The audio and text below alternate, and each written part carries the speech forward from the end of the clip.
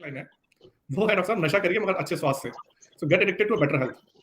सो ये second part इस question का ये था डॉक्टर साहब कि हम मेंटली इतने वीक कैसे हो गए हैं कि हमें पता होते हुए भी कि ये जो फास्ट फूड है, ये जो जंक फूड है, ये हमारे स्वास्थ्य के लिए अच्छा नहीं, फिर भी हम क्यों हैं ऐसे खानों के लिए? बेसिकली क्या है, इन सभी चीजों में आपको way forward after this pandemic, पूरी दुनिया सोच रही है कि वे फॉरवर्ड क्या है।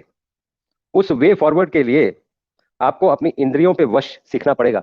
भारत के लोग शुरू से उनको ट्रेन किया जाता है इंद्रियों पे वश के लिए, इसलिए उसके बियॉन्ड सोच पाते हैं, इसलिए इतना सक्सेसफुल हैं। बाकी जो ओपन सोसाइटीज हैं उनमें यह किया था कि आप अपने इंद्रियों को परसू करो, और उसमें यह बात बुरी नहीं मानी जाती है। इसलिए आध्यात्मिक तौर पे माइंड बॉडी कंटिन्यूम में, या फिर सोच के तौर पे, या मन बुद्धि अहंकार चित्त, मैं इंटेलिजेंस नहीं बोलना चाहता हूं, इन सभी चीजों में भारतीय आप ये देखेंगे दुनिया में सबसे आगे है, क्योंकि उनको शुरू से ये ट्रेन कर दिया जाता है। यही है भारत का दर्शन, यही है भारत का कल्चर।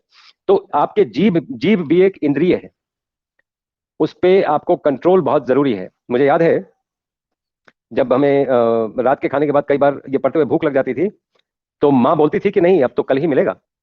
ऐसा नहीं था कि घर में था नहीं, बट कुछ डिसिप्लिन तो जरूरी है। और वो उस समय लगता था कि ये लोग दुश्मन है हमारे, लेकिन बाद में पता चलता है कि एक्चुअली चीजें तो यही थी।